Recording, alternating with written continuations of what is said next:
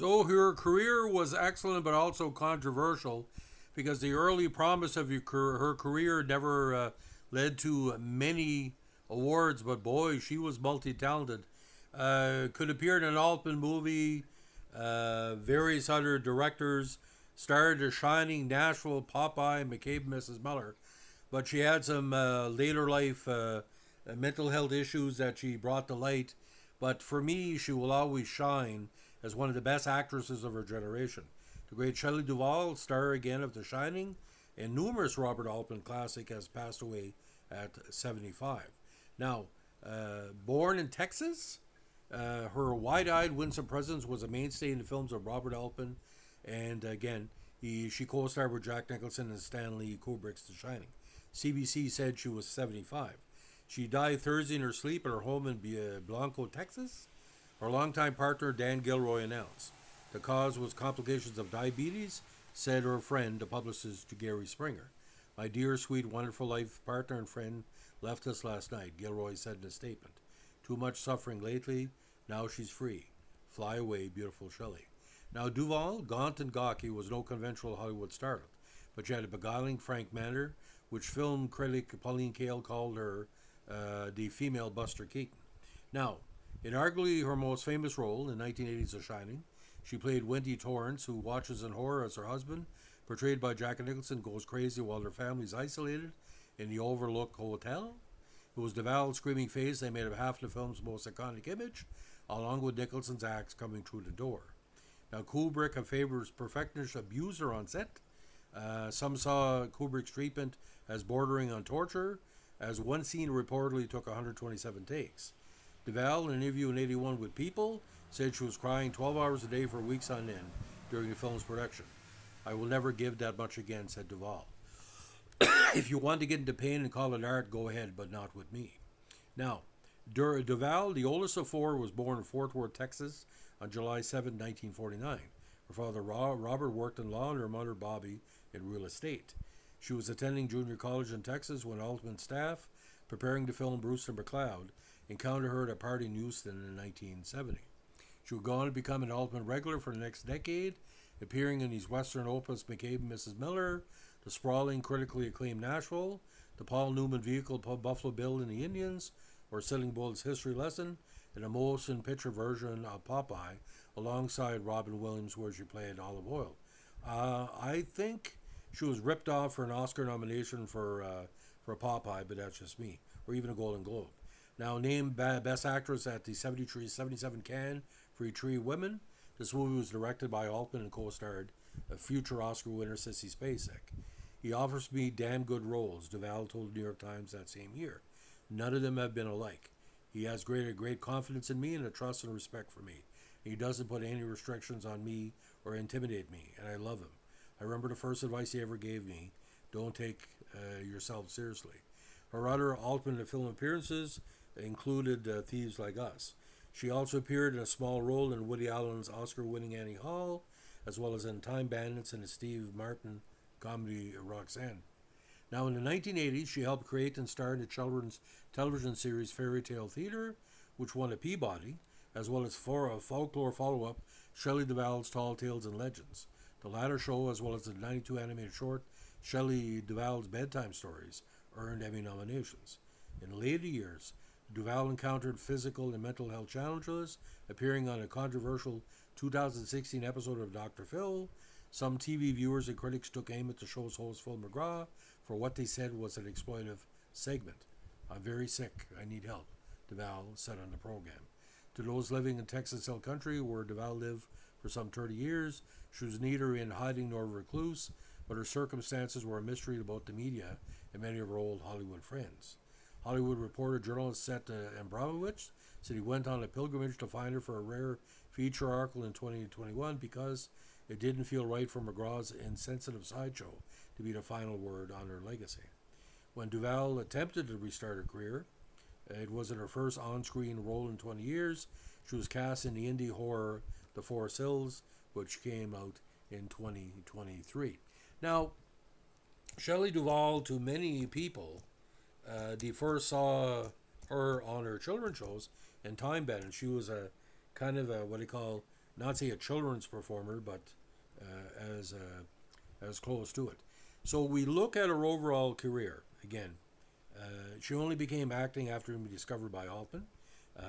Despite her hesitance in becoming an actress, she also was nominated for a BAFTA for Three Women. Her supporting role it was as a Rolling Stone writer in Woody Hall's Annie Hall, and she also hosted Saturday Night Live. Very good in Time Bandits, and she was also in the short comedy horror film Frankenweenie, and the comedy, of course, Roxanne. She ventured in producing TV programming for a while, and of course, the sometimes forgotten Nightmare classics. Now, she was a paramour of Paul Simon for 2 years, from 76 to 78, after she divorced from her first spouse, Bernard Sampson. Now, working sporadically throughout the 90s, supporting roles in Steven Soderbergh's thriller The Underneath, and the Henry James adaptation, The Portrait of a Lady, directed by Jan Kane Campion. Again, the last major performance was Manna from Heaven in 2002, and Forest Hills, of course, was her last role. Now, the roles were quite intense through the years, but get these award and nominations. Three Women was her most award-recognized movie. She won Cannes Best Actress, LA Film Critics Association Best Actress, runner-up Best Actress in the National Society of Film Critics, the New York Film Critics Circle, and she was nominated for Best Actress, the leading role at the BAFTAs. Peabody again for Fairy Tale Theater in 84, 88 Primetime, and 92 Primetime Emmys. Nominated for Outstanding Children's Program and Outstanding Animated Program for Tall Tales and Legends and Shelley Duvall's Bedtime Stories. She won She was nominated for a Gemini Award for Best Performance by an Actress in a Guest Role Dramatic Series for the Adventures of Shirley Holmes, The Case of the Wannabe Witch. Women's Film Critics Circle Award, Lifetime Achievement, nominated in 2019, and a Texas Film Award, inducted in Texas Film Hall of Fame. Now,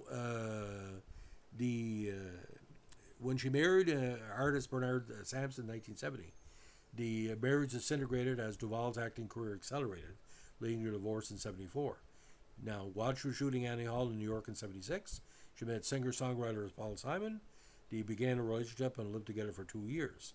The relationship ended when Duvall introduced Simon to her friend, actress Carrie Fisher, and Fisher took up with Simon.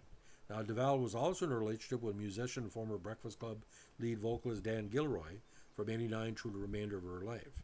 The pair began a relationship while co-starring in a Disney Channel show Mother Goose Rock and Rhyme, which was also produced by Duvall. The couple had no children. Now, after the 94 Northbridge earthquake, she relocated from her Benedict Canyon, LA home to Blanca, Texas. She said she returned to her home state of Texas in 94, shoot the Steven Soderbergh film The Underneath, and she made a decision to move back to the state. And again, 8 years later, she retired from acting after 32 years in the business. Now, talking about the interview, Duvall agreed to be interviewed by Dr. Phil, and after the show aired, USA Today reported that Duvall appeared to be suffering from a mental illness. The segment received significant criticism from the public, with many suggesting that Duvall was being exploited. Vivian Kubrick, the daughter of director Stanley Kubrick, posted an open letter to Dr. Phil on Twitter, while actress Mia Farrow tweeted that it was upsetting and unethical to exploit Shelley at this vulnerable time in her life. Director Lee Unkrich also saw the episode and was unable to locate her in 2018. The two became friends, and Unkrich said that Duvall remained very proud of her career. Now, February 2021, again, the writer from The Hollywood Reporter, Seth Abramovich, located Duvall for an interview, stating that I only knew that it didn't feel right for McGraw's insensitive sideshow to be the final word on their legacy. The article noted that the memory was sharp and full of engrossing stories. With regard to The Shining, she spoke of the emotional toll of performing the role of Wendy Torrance and the challenges of the long days on the set. But it said that Kubrick was very woman-friendly to her. Angelica Houston, who was dating Nicholson at the time, believed that Duvall was fully committed to the role and even rented a small apartment in order to be close to the set. So a complicated life, but no doubt, ladies and gentlemen, if you're looking at a top 50 actress of the 70s, 80s, 90s, she's there.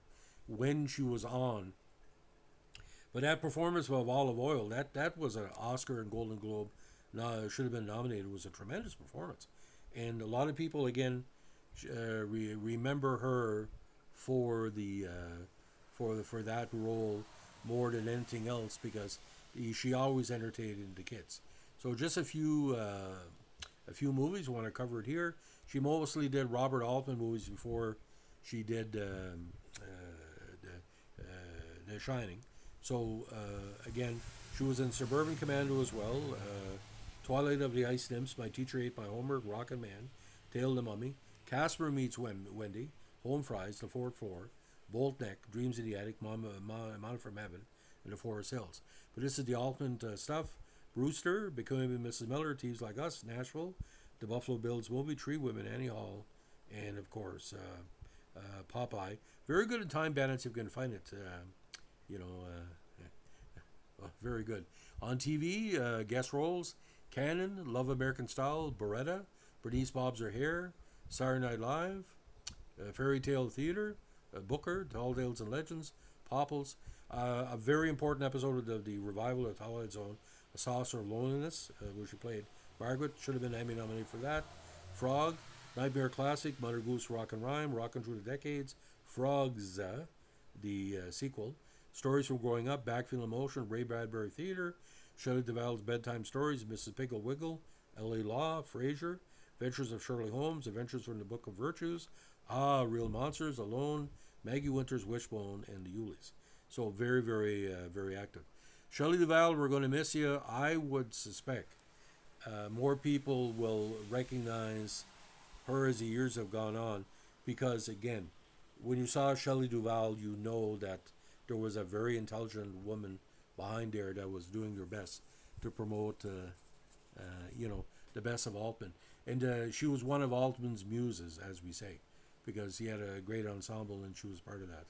But her physical appearance, I don't know if she was anorexic or bulimic or whatever, very, very thin lady. So you might see her. I really don't know why she was that thin. It's none of my business. But she was diabetic, so that could be a play a factor as well. But it's jarring how thin she was in certain shows, but that's the way it goes. So ladies and gentlemen, if you like what we're doing here, we're a tribute podcast. Let us know what a like, comment, subscribe, or share.